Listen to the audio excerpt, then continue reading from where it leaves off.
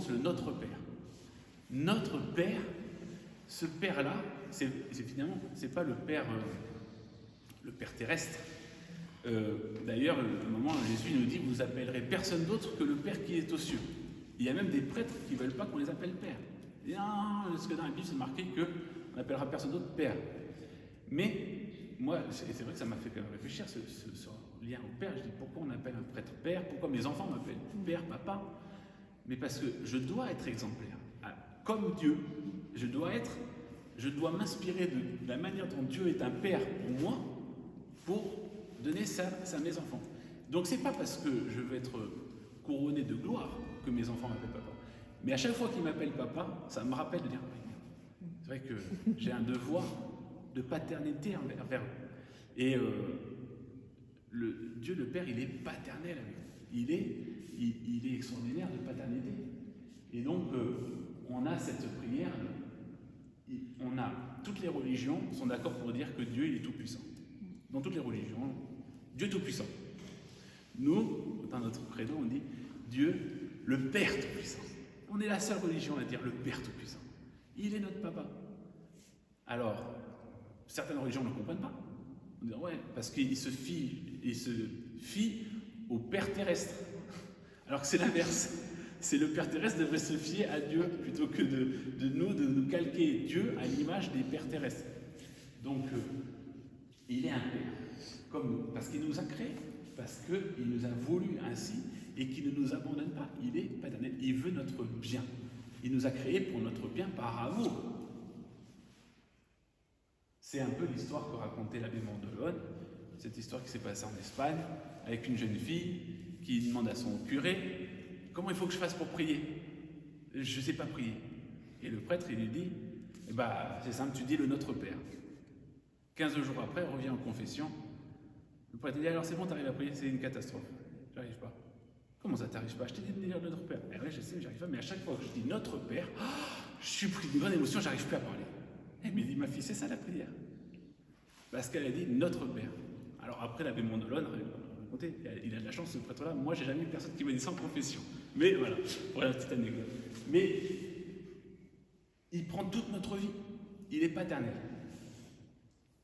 Et il faudrait s'interroger aussi sur le nôtre. Parce que quand on dit Notre Père, c'est pas uniquement que je prie pour moi. C'est qu'il y a une prière, comme disait tout à l'heure Violaine, fraternité. On est là tous ensemble. Je dis exprès fraternité pour ne pas dire communauté. Parce que le communautarisme, c'est des gens qui s'unissent pour des idéologies. Non, il n'y a pas une idéologie, il y a une fraternité. On est tous liés à cette personne-là. Donc, notre Père qui es aux cieux, que ton nom soit sanctifié. On demande à Dieu, à travers cette commune intention, que le nom de Dieu, il soit rendu saint dans le monde entier. Que chacun sur terre, chrétien, pas chrétien, bouddhiste, shintoïste, musulman, juif, voit dans le nom, quand il prononce Dieu, la sainteté de Dieu. C'est ça notre première intention. On veut que le nom de Dieu il soit reconnu saint partout et par tous. Et ça, on prie au nom de tous. C'est-à-dire qu'à travers le Notre Père, quand je dis le Notre Père, je ne le dis pas que pour moi, je le dis pour l'humanité tout entière. Toute l'humanité. C'est la pauvreté de cœur. Première béatitude. Heureux les pauvres de cœur. Le royaume des cieux est à eux. Je dis, alors, on précisera tout à l'heure la béatitude. Que tout le monde voit en Dieu la sainteté de Dieu et qu'il le reconnaisse Père et que chacun puisse s'abandonner à lui. Première intention. Deuxième intention, après j'accélère. Que ton règne vienne. Deuxième béatitude, vous l'avez. Deuxième béatitude.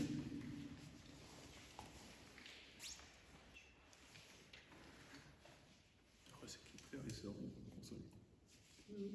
C'est ça? Ouais. Heureux ceux qui pleurent, ils seront consolés. Heureux ceux qui pleurent. Le règne de Dieu. Heureux ceux qui pleurent sur le monde. Heureux ceux qui demandent à ce que le règne de Dieu il vienne partout. La sainteté de Dieu soit partout. Que ton règne vienne. C'est notre supplication. On prie de Dieu, non seulement son nom soit sanctifié, que tout le monde le reconnaisse comme un Père, mais pour que chacun puisse être rempli. Donc pas seulement qu'ils le reconnaissent, qu'ils en fassent, qu'ils aient un lien particulier. Que le règne de Dieu, il soit le roi dans nos vies, qu'il vienne régner, tout simplement. Dieu vient régner. Et pour ça, il faut pleurer sur le monde. Il faut pleurer sur le monde.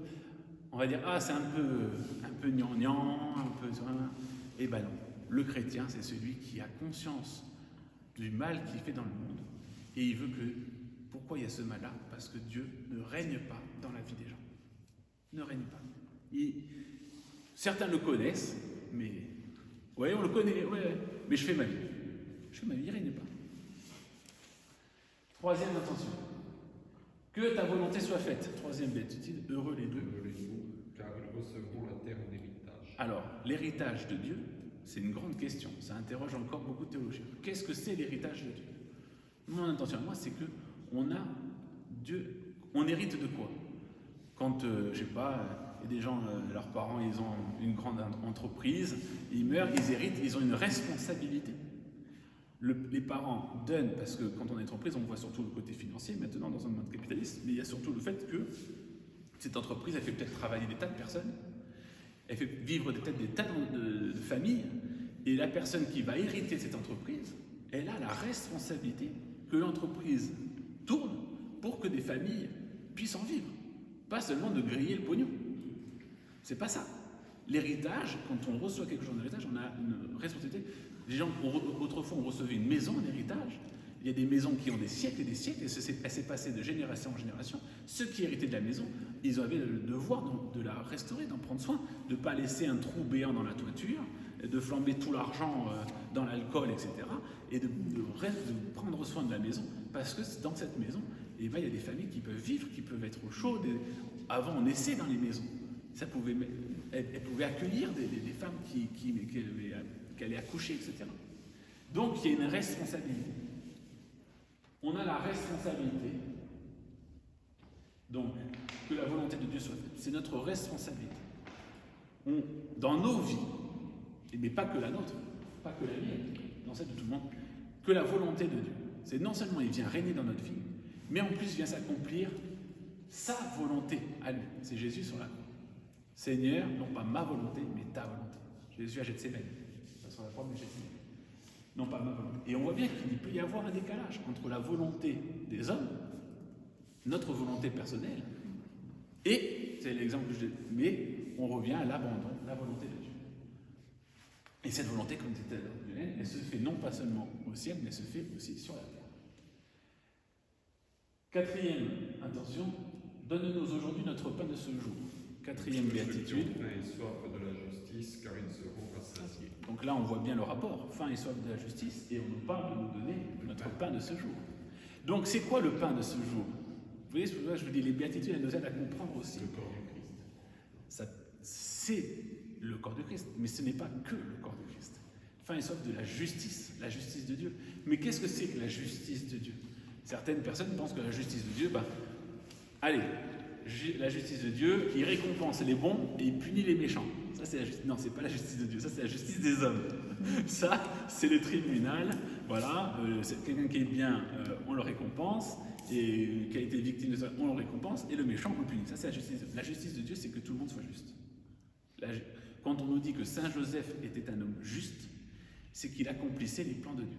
Donc, il œuvrait pour le bien. C'est ça la justice. Donc, donnez-nous aujourd'hui notre pain de ce jour. On doit avoir une faim et une soif de justice de Dieu. Que la justice de Dieu, que le bien de Dieu s'accomplisse. Et on demande à Dieu de nous donner cette nourriture-là. Parce que, comme il nous dit dans la béatitude, on sera rassasié dans le royaume de Dieu. On sera, c'est pas présent, c'est futur. On sera rassasié. À l'heure actuelle, on est encore à avoir faim et soif. Justice, Jésus sur la croix qui dit j'ai soif.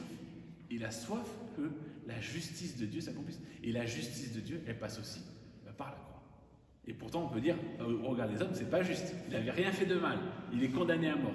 Mais aux yeux de Dieu, c'est comme ça que s'accomplit sa justice. Il vient accomplir le bien sur la terre en prenant tous nos péchés. Et remettre comment? Non, rien à voir avec la nourriture.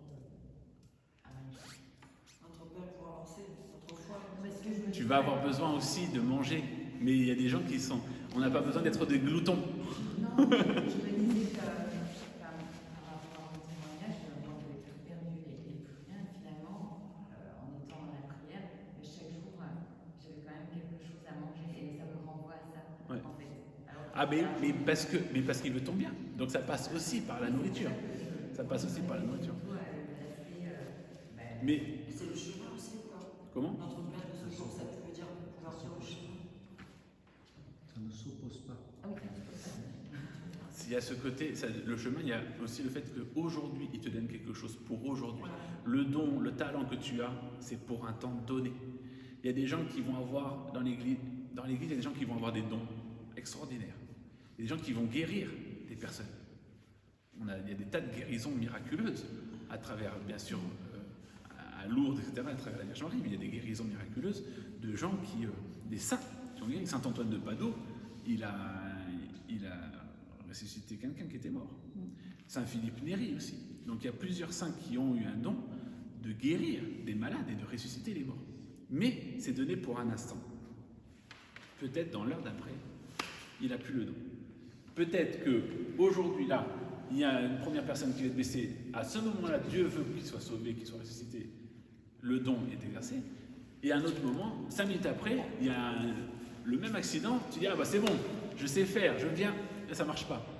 Ça ne marche pas. Pourquoi ça ne marche pas? Parce qu'à ce moment-là, Dieu ne veut pas que tu le fasses.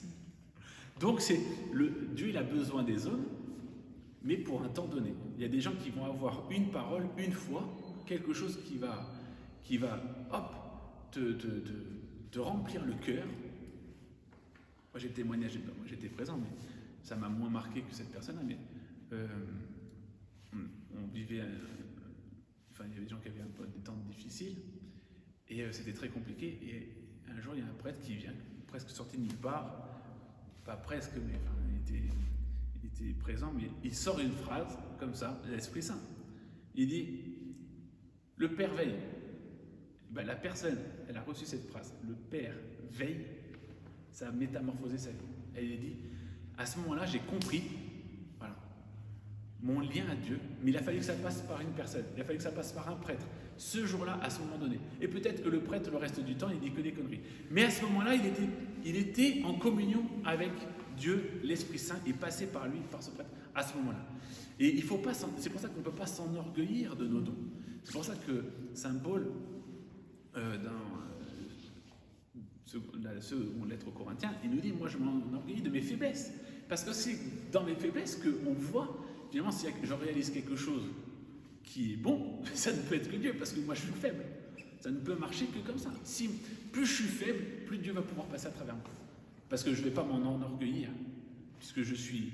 C'est Saint François aussi, dans les Fioris, où son frère qui accompagnait François, le frère Massé, demande à François, mais pourquoi Dieu t'a choisi toi?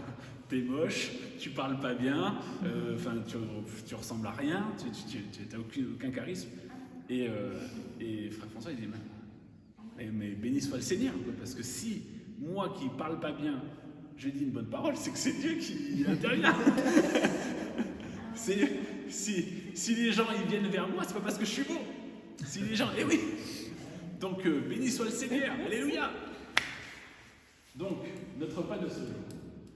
Pardonne-nous nos offenses, comme nous pardonnons aussi à ceux qui nous ont offensés. 5e miséricorde, heureux les miséricordieux, ils obtiendront miséricorde. On voit bien le lien. Saint Matthieu, il est bien en relation. Le pardon, on demande à Dieu de nous pardonner nos offenses parce que Dieu est miséricordieux.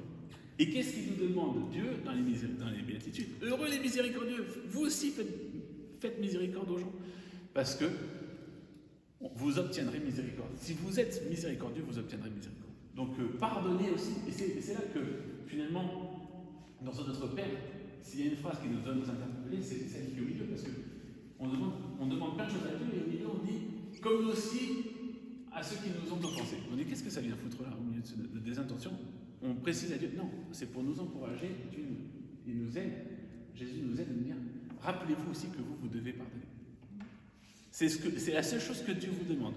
Il ne vous demande pas de cultiver un champ pour manger, il ne vous demande pas j'en sais rien, d'être extraordinairement beau, ou talentueux. Par contre, il vous demande une chose. Il vous dit, pardonne. Et c'est au milieu de notre Père. Pardonne. N'oublie pas ça. Tu dois pardonner. Ne nous laisse pas entrer en tentation. On est à la 6e béatitude. Heureux les cœurs purs car ils verront Dieu. Voilà. Les cœurs purs. La tentation, c'est lié au cœur pur. Celui qui ne se laisse pas contaminer par des choses mauvaises du monde et en fait qui est libéré de toute tentation. Le cœur pur, c'est celui qui est libéré de toute tentation. Et qu'est-ce qu'il peut voir, le cœur pur? Il voit Dieu. Là, on va en revenir parce que ça fait partie des 7 dons de l'Esprit Saint aussi. Mais le cœur pur, libéré de la tentation, il voit Dieu. Il voit Dieu à travers. Il voit Dieu à travers ses frères, ses sœurs. Il voit Dieu dans ses actions. Il voit Dieu, le cœur pur, celui qui n'est pas soumis à la tentation, celui qui est vraiment libre de toute tentation. Donc ça revient toujours, l'abandon pour se libérer de la tentation. Ça veut dire que accepter la volonté de Dieu dans nos vies, tout ça c'est lié. Libre. Pardon? Pas des tentations, mais d'entrer en tentation. Ouais, alors, Ouais. Parce qu'il y a toujours les tentations. Elles sont... Oui, les tentations elles sont là, mais de se laisser les tentations, c'est toucher par les tentations. Comment? On tente tout le temps, par exemple. On est tenté, mais les envies aussi, c'est pas quand on disparaît. Les passions. Ouais, Mais les passions, on doit discerner celles qui viennent de Dieu, celles qui viennent de l'homme, celles qui viennent du démon. Donc, il faut discerner. Il y a un Du bon romantisme, par exemple. Ça fait partie de ton corps. Donc, il faut le discerner. Mais attends, on va revenir à... Pardon. Le plaisir de la concupiscence, le plaisir des chairs, le plaisir, la gourmandise, il y a différentes formes de gourmandise. Mais c'est un rapport au corps. Dans les penseurs, c'est un peu, j'ai pas envie de dériver, mais le corps, pour les chrétiens, il fait partie complète de notre être. Pour les philosophes grecs, Platon, l'esprit était enfermé dans un corps. Donc le corps devient une prison pour Platon. Tandis que pour les chrétiens, le corps, il devient à part entière de notre être. Donc le corps, pour les philosophes grecs, le corps peut, on va dire, comment dire, il faut être un ascète, c'est-à-dire il faut faire des privations pour les Grecs, parce que sinon, donc il faut que je me contrôle moi-même, parce que pour me permettre d'accéder à un certain bonheur, donc tout est dans ma volonté à moi, c'est pour les philosophes grecs. Pour les chrétiens, saint Paul nous l'explique très bien, le corps, il ne t'appartient pas. Il fait partie de ton être qui est voulu par Dieu, donc parce qu'il ne t'appartient pas, qu'il appartient à Dieu, de la même manière que ton âme elle appartient à Dieu, tu dois pas en faire n'importe quoi de ton corps. C'est le temple de l'Esprit Saint. C'est le temple de l'Esprit Saint, tu deviens un tabernacle, c'est-à-dire que ton corps, finalement, les deux vont demander de faire de l'ascèse, mais un va te demander de faire l'ascèse et va voir le corps comme une prison, il va faire l'ascèse parce que c'est une privation pour l'esprit, tandis que pour saint Paul, il faut être l'ascèse parce que tu ne peux pas profaner ce corps qui ne t'appartient pas. Voilà. Tu ne peux pas profaner ce corps. Donc le corps, il permet, j'ai déjà rappelé plusieurs fois, avec les mains, je peux filer des gifles. Et je peux faire aussi du bien. Je peux faire des câlins. Avec ma langue, je peux dire des méchancetés. Je peux dire aussi des gentillesses. Avec mes oreilles, je peux écouter les ragots sur les autres et me laisser contaminer aussi. Et puis je peux aussi entendre de la belle musique et l'œuvre de Dieu. Avec mes yeux, je peux zioter des choses mal chez les autres, ou même avec désirer, avec envie un tel, une telle. Et avec mes yeux, je peux voir un beau coucher de soleil. Donc le corps, il ne faut pas voir forcément comme quelque chose de mauvais. Il est nécessaire à l'œuvre de Dieu, à nous réaliser, il fait partie de notre être entier. Parce qu'avec ce corps, je peux faire du bien. Et c'est pour ça que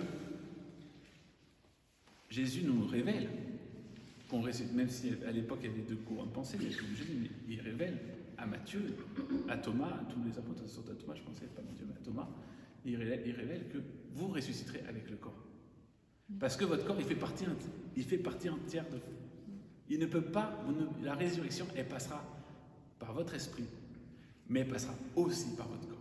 Parce que votre corps, il fait partie de vous. Dieu vous a voulu comme ça, avec un corps. Donc vous ressusciterez aussi avec un corps. Et vous ferez du bien. Et déjà sur terre, faites l'expérience de faire du bien avec votre corps. Du bien aux autres. Dernière intention de notre Père, délivre-nous du mal. Dernière béatitude. Heureux Les artisans de paix, ils seront appelés fils de Dieu. Donc, délivre-nous du mal, encore une fois, prière fraternelle, c'est être un artisan de paix autour de nous. C'est ça que ça veut dire. Il faut pouvoir amener la paix de Dieu sur terre. Et là, on sera appelé fils de Dieu. C'est en ça qu'on se réalise. C'est en ça que le sacrement du baptême se réalise. Vous êtes appelé fils de Dieu parce que vous avez accompli tout ça, toutes les béatitudes, et vous avez amené la paix sur terre. Et dans les temps qui sont très difficiles, on entend des guerres, des conflits, etc., plus on entend parler de conflits, plus on a besoin de chrétiens dans le monde qui amènent la paix sur terre. Conflit entre les gens? Non, pas de conflit. La paix. Il y a une dernière béatitude, la 8e. Vous allez me dire, ah ouais, mais je crois qu'il y en avait que 7. Pourquoi 8? Heureux ceux qui sont persécutés pour la justice, car le royaume des cieux est à eux. Donc en fait, ça reprend la première béatitude, heureux les pauvres de cœur, car le royaume des cieux est à eux. Alors c'est pas quelque chose qui est cyclique, où on est dans un cercle et on n'en sort plus, qui n'a pas de début, qui n'a pas de fin. C'est-à-dire qu'il y a une création nouvelle qui se passe. C'est comme les 7 jours de la semaine. Vous savez que Dieu a créé le monde en 7 jours. Et Jésus est ressuscité le dimanche, qui est le premier jour de la semaine. On n'est pas dans un système de cycle, spirale infernale, où on n'en sortira jamais. C'est que avec la résurrection de Jésus, on est dans une création nouvelle. Avec la 8e béatitude, on est dans une création nouvelle aussi. C'est pas qu'on revient toujours dans la même chose, c'est que et d'ailleurs c'est pour ça qu'il nous dit heureux les pauvres de cœur, le royaume des cieux est à eux. Heureux ceux qui sont persécutés pour la justice, car le royaume des cieux est à eux. C'est le même récit. Le royaume des cieux est à vous. Il est à vous. Si vous êtes pauvre de cœur, si vous êtes persécuté. Et d'une certaine manière, c'est un avertissement aussi de Jésus pour nous dire, regardez, vous allez faire l'œuvre de Dieu, mais vous allez être rejeté par le monde. Le monde ne va pas vouloir de vous. Parce que vous ne servez pas les intérêts du monde. Parce que vous n'êtes pas du monde. Vous êtes de Dieu. Et vous êtes envoyé dans le monde. Et donc là, on reprend. Après, j'arrête. On peut mettre en relation, on va faire très rapidement, mais il fallait en parler, sur les 7 dons de l'Esprit Saint, qu'on peut mettre aussi en corrélation, 7 dons de l'Esprit Saint, de la même manière.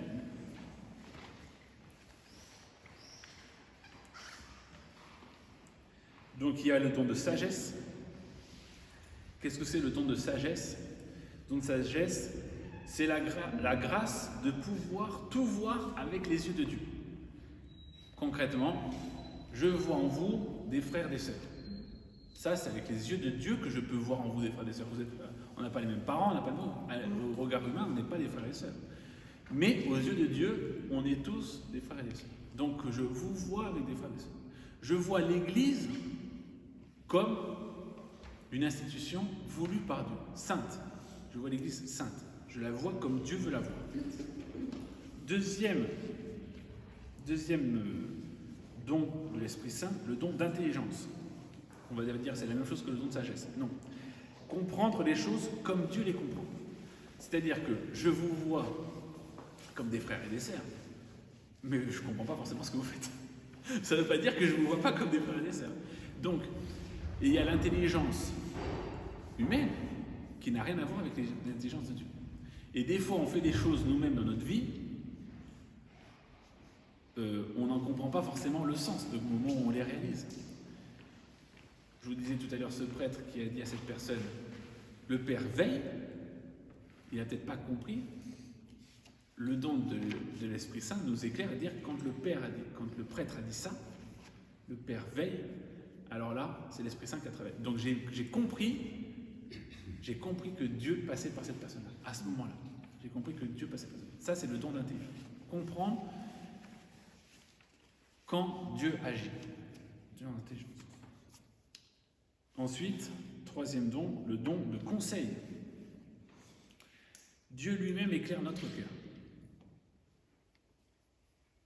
Il vient nous conseiller, nous, en nous faisant comprendre la manière la plus juste de parler et de nous comporter.